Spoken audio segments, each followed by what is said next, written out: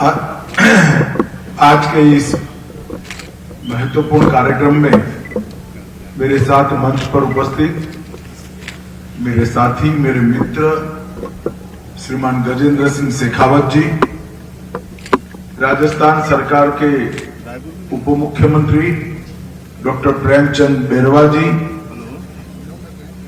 विधायक लूणी और मंत्री राजस्थान सरकार श्री जोगाराम पटेल जी, राजस्थान सरकार के मंत्री जोगेश्वर गर्ग जी, राज्यसभा के सम्मानीय सदस्य राजेंद्र गहलोत जी, विधायक देवेंद्र जोशी जी, अतुल भंसाली जी, डॉक्टर महेंद्र सिंह जी, महापौर जोधपुर दक्षिण वनिता जी, जोधपुर के जिला अध्यक्ष देवेंद्र सालेचा जी और आज के इस कार्यक्रम में आए हुए सभी भाइयों और बहनों, आप सभी को नमस्कार, प्रणाम। सबसे पहले मैं जोधपुर की वीर भूमि को, जिस वीर भूमि पर महाराणा सांगा, महाराणा प्रताप, वीर दुर्गादास राठौड़, पृथ्वीराज चौहान, वीर पन्नाधाय, महारानी पद्मिनी, ऐसे कई लोगों ने, अनगिनत लोगों ने एक उच्चतम मानव जीवन के मूल्य और वीरता और बलिदान का इतिहास गढ़ने का काम किया है।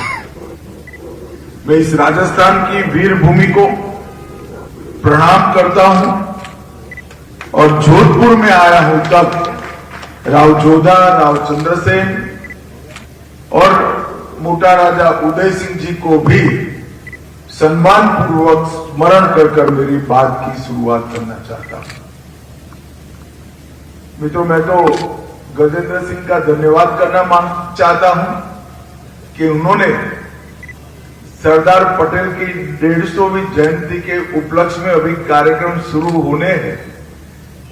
होने के पहले ही मेरे हाथ से सरदार पटेल की ये विराट मूर्ति का उद्घाटन कराने का।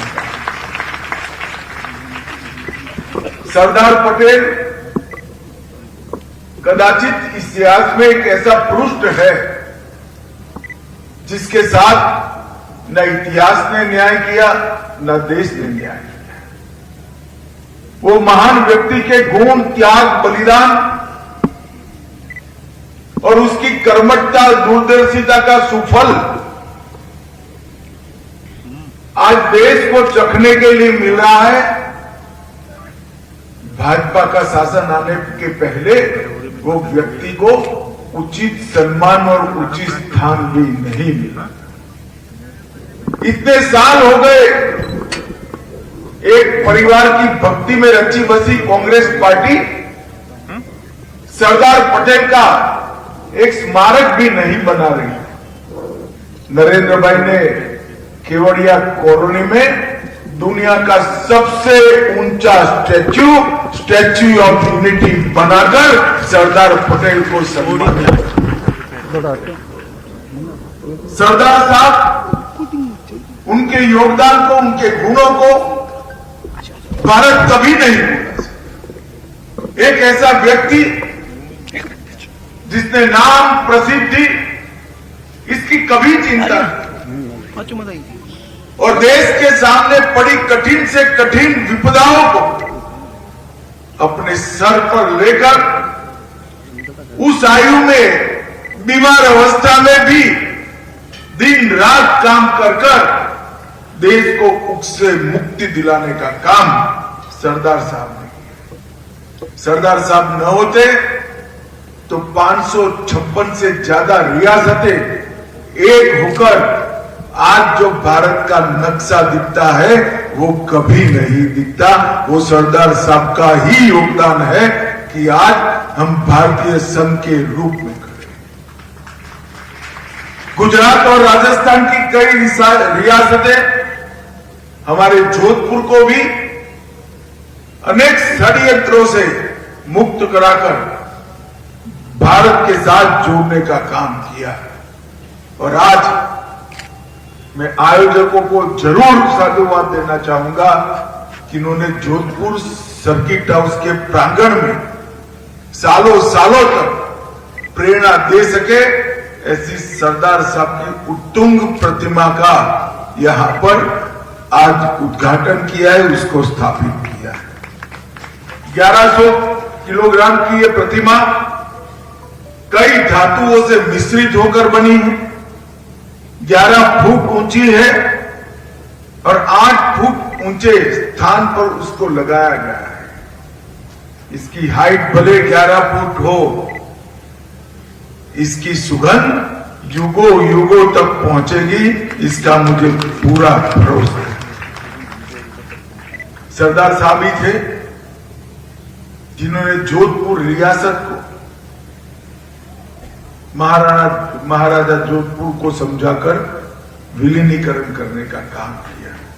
वो ही थे जिन्होंने जोधपुर एयरबेस को एक स्ट्रेटेजिक एयरबेस बनाने का काम किया और वो ही थे जिन्होंने पाकिस्तान की इस और की सीमा से वो एयरबेस बनाकर हमेशा के लिए भारत को सुरक्षित करने का काम किया। जब भारत की स्वाधीनता पर चर्चिल का रिएक्शन मांगा गया, चर्चिल ने कहा था ये देश स्वाधीन होने के बाद इसका आयुष्य कुछ महीनों में समाप्त हो जाएगा, खंड खंड बिखर जाएंगे। निश्चित रूप से क्षेत्र के युवाओं को सरदार साहब के सिद्धांतों की याद भी दिलाएगी और प्रेरणा भी देगी। मैं अतः सभी आयोजकों को पुनः खूब खूब बधाई और अभिनंदन देकर मेरी बात को समाप्त करता हूं।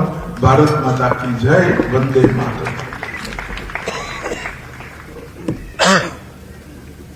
मैं सूरसागर के विधायक और पूर्व जिलाध्यक्ष आदरणीय देवेंद्र जी जोशी जी से निवेदन करूंगा कि वो धन्यवाद ज्ञापित करें।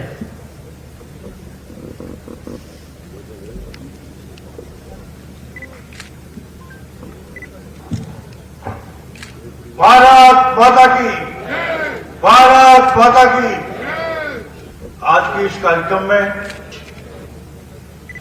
सरदार वल्लभ भाई पटेल की मूर्ति का अनावरण करने के लिए, या केवल मूर्ति का अनावरण करने के लिए नहीं, जोधपुर के इतिहास में या स्वर्ण अक्षरों में लिखे जाने वाले दिन है जिसमें आज सरदार जी की मूर्ति का अनावरण हुआ है। इस कार्यक्रम में पधारे भारतीय जनता पार्टी के कुशल संगठनकर्ता, अग्रिम पंक्ति के नेता और जिन्होंने भारतीय जनता पार्टी के संगठन को एक नई दिशा दी, ऐसे हमारे प्रेरणा स्रोत आदरणीय अमित भाई शाह का हार्दिक अभिनंदन करता हूं।